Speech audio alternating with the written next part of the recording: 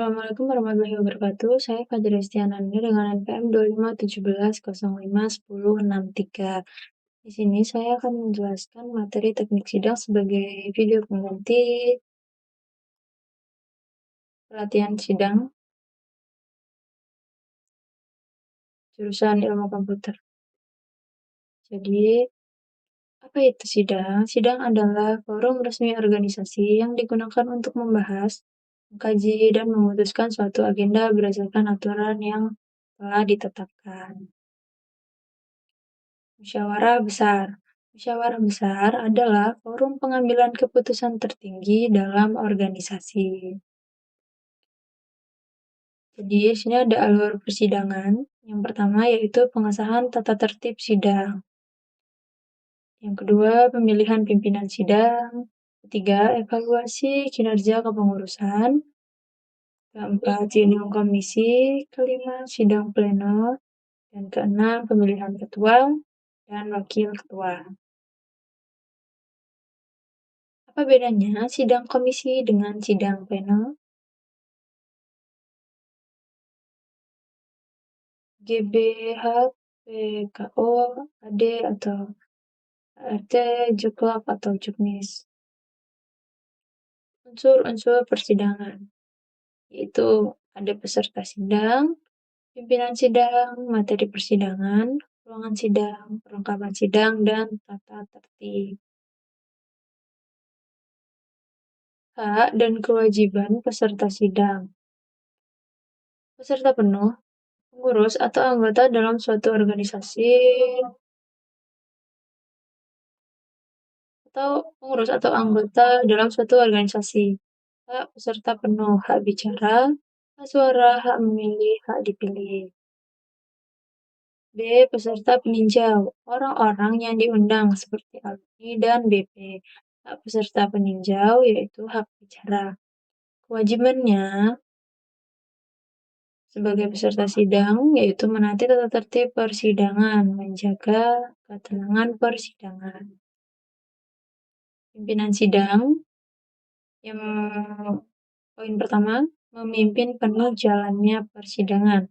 Yang kedua, membantu pimpinan sidang 1 dalam mencatat instruksi. Ketiga, notulensi hasil dari persidangan. Istilah dalam persidangan. Yang pertama ada interupsi, hak peserta sidang untuk menghentikan sementara alur pembicaraan demi memperbaiki jalannya forum. Pending, memberhentikan sidang sementara waktu dan tujuan tertentu. Lobbying, metode penyelesaian ketika forum mengalami kebuntuan. Voting, digunakan jika musyawarah mufakat tidak mencapai kesepakatan. Lalu skorsing, penundaan persidangan untuk sementara waktu. Di sini ada materi membangun pola pikir mahasiswa, pembekalan mahasiswa baru tentang pentingnya berorganisasi. Apa tujuan kamu ke sini? Ini ada perbedaan siswa dan mahasiswa. Aspeknya, yang pertama, tingkat pendidikan. Mahasiswa perguruan tinggi, universitas atau politeknik. Siswa sekolah SD sampai SMA atau SMK. Kedua, kemandirian. Mahasiswa mandiri, mengatur waktu dan belajar sendiri. Siswa masih dibimbing dulu. Tiga, cara belajar.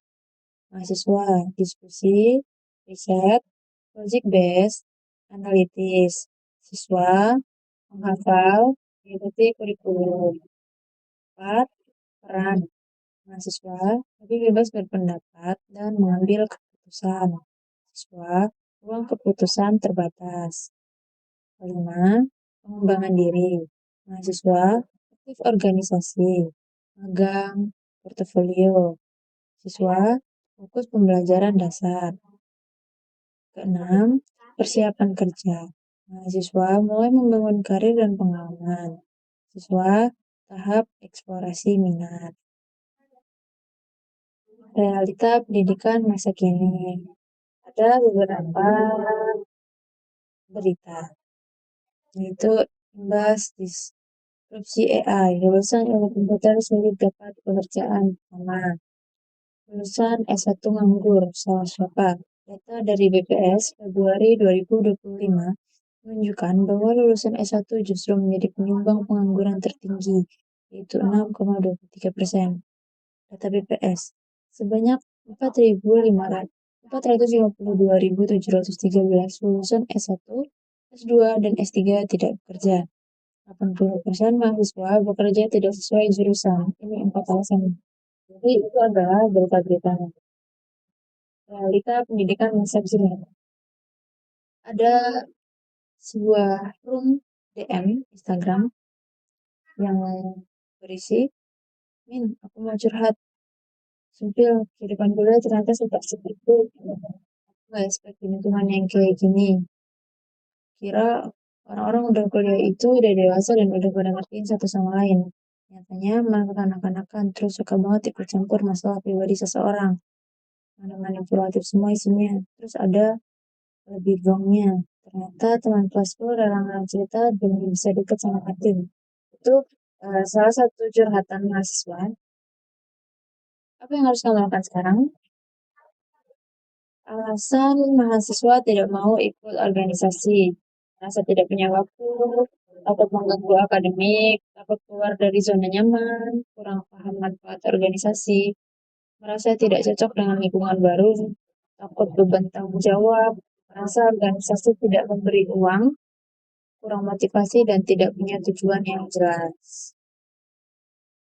Sedangkan persyaratan magang dan kerja itu adalah seperti surat pengantar dari sekolah atau perguruan tinggi mencakup keterangan data mahasiswa, nama, NIM atau NIS, fakultas atau program studi atau jurusan semester atau kelas, jangka waktu magang, fotokopi data, daftar nilai rapot, dan transkrip akhir.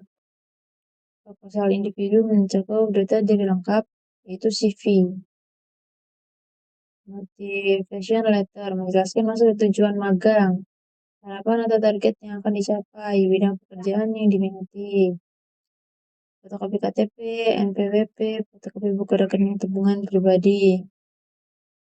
Lalu ada juga kelakuan baik yang dibuktikan dengan surat keterangan catatan kepolisian. Nah, memiliki latar belakang pendidikan, percakapan, keahlian, dan keterampilan yang diperlukan. Diutamakan memiliki jaringan yang luas atau pengalaman berorganisasi baik di bidang akademis maupun organisasi kemasyarakatan. Jadi, organisasi itu sebetulnya penting untuk kita mendaftar magang karena ada beberapa magang yang mungkin syaratnya adalah memiliki pengalaman berorganisasi.